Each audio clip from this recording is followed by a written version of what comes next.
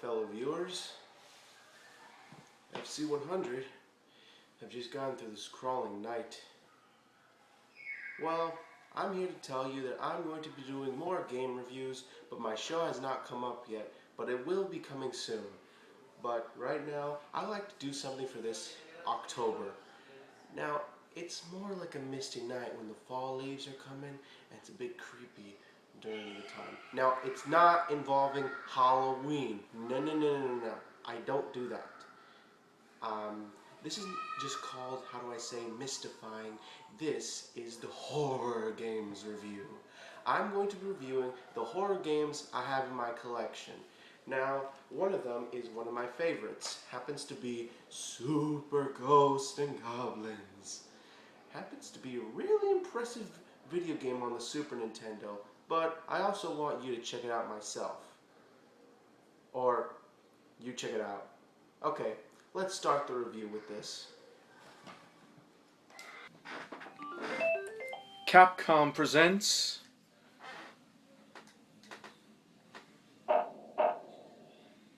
Okay, let's skip that. Super Ghouls and Ghosts. Okay, I'm not too much of an expert in the game, so I'm just gonna try beginner's luck. Make sure I have plenty of lives, because this could take a while. So we get into the intro. Yeah, we know that the princess gets stolen. I have a long way to go. Okay, so the A button shoots the weapons, the B button, does whatever it wants, and you have a double jump. So while playing the game, it is difficult just to get around.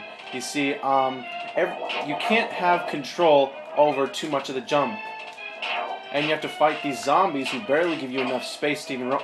Oh, and here's another thing I hate about the game. You get hit twice, you die. Now, I like to get the point that that's pretty lousy, and that it just, dang it, I'm dang dead. I'm trying to get through this. It's just so hard. Now, even if you're going around just, trying to, get as far as I can, also, there are plenty of weapons and items that you get to get along the way.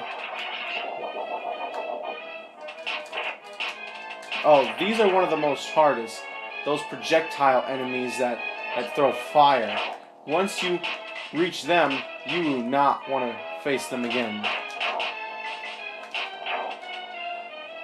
And there's no responding in the game, which is actually pretty good, that you don't have to deal with that. Now, once getting through, there are a bunch of werewolves, a bunch of zombies. Well, of course, this is also, you see this part right here? Just get through it. Don't even bother fighting the flame enemies. It's just a waste of your time. Also, while you're around here, slow down, because you do not want to get hit by those skulls.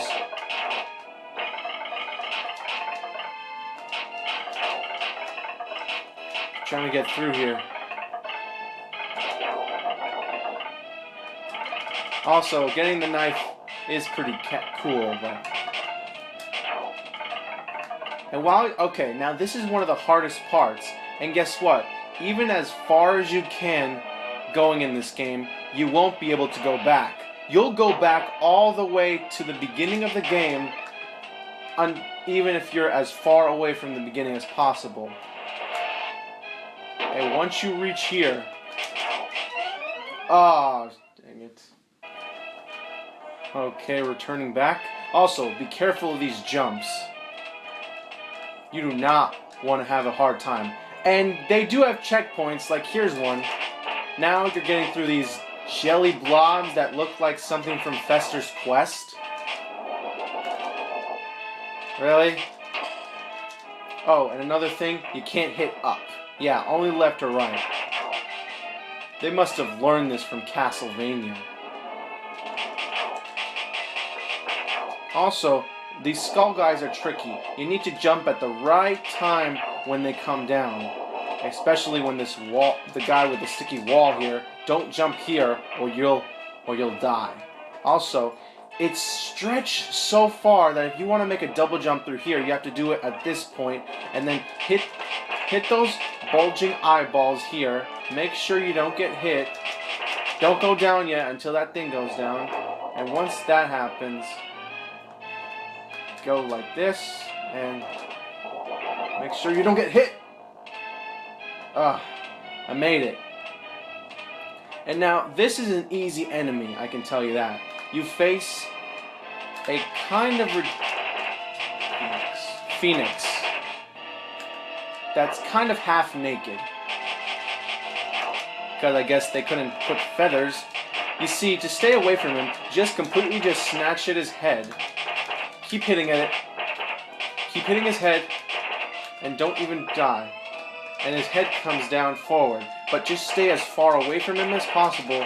And once you do that, you completely are honored with another armor. Now that's something to worth about. Now this part is straightforward, more straightforward, and also pretty simple. But you think it's easy? No, it's even harder. Even on the beginning setting, Super Ghouls and Ghost is really tough. I'm serious, it's a hard game. And as we continue on, guess what happens? I get this ultimate green weapon that makes me almost invincible. I feel like I'm gonna get 3 hits of a suit. That's right. What? Are you kidding me? Still 1 hit and you're dead? That is stinking stupid. That is pathetic, and I hate it.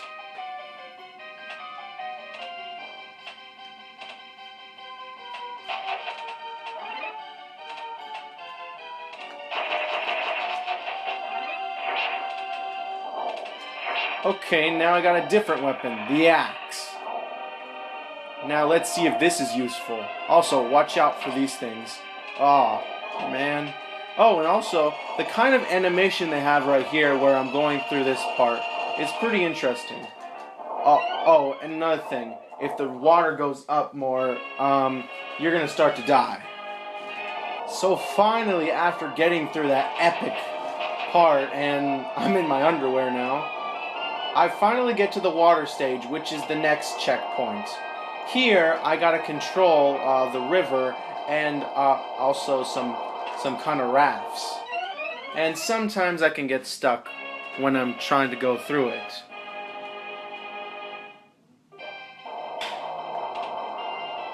Around here, I can get into really a lot of trouble. If I don't make it, I'm gonna start to really get angry.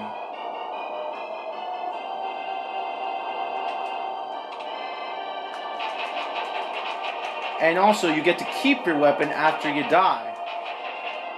But if you don't, then it stinks you.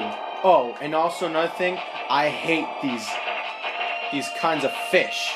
The way they go around you, at least they don't slip you off your boat, but seriously, I hate them. Oh.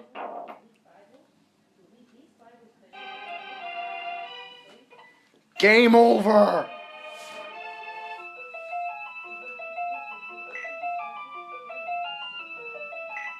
This is just... wow. Man, Ghosts and Goblins can get hard, but not this hard. This game is so hard, you wouldn't even want to even dare try to continue. Well, it is a good game, I can tell you that. Hey, Crash Jack. Hi, FC100. Sorry to disturb you, but did I hear that you own Maximo Ghost of Glory? Yeah, I do. Have you ever played the original versions? I've never played the older games. Well, guess what? You have to learn how to play the older games just to make sure you don't go through the pressure that I just did. So here, Super Ghouls and Ghosts. Merry Christmas. Hate to disappoint you, but I do not own a Super Nintendo. It's nothing but a collector's item to me. Can't get rid of this game. Can't give it to a friend. What am I supposed to do? My gosh, that game creeped me out. And I'm actually getting creeped out myself. That, I decided just to turn the lights on. I really can't go on with this with creepy stuff happening. But really, we have a lot more horror games to deal with. Now, just to inform you that there are more games that I do have to show you, but it's going to be kind of hard because there are actually a few of them that have actually frightened me for a while. But I need to review them, and I will do it this time. Now, I will do involving one of those horror games that will involve the genre, maybe mixturing with Ghostbusters. Now, one of those games is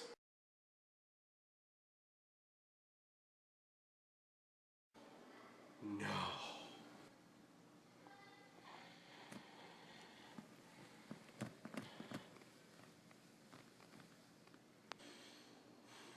Not that one. Next one, we're going to be doing Sonic Unleashed. I know it doesn't count as a horror game, but it is known to be a horror game that is something to talk about. But really, Hedgehog in the dark, he turns into a werehog. Come on, that's pretty creepy, so you gotta count that. But it isn't much more entertaining than... No! That game is too dang scary! So anyway...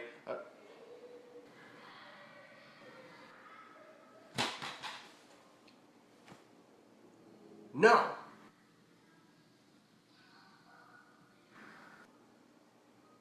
Leave me alone. Stop! Stop it!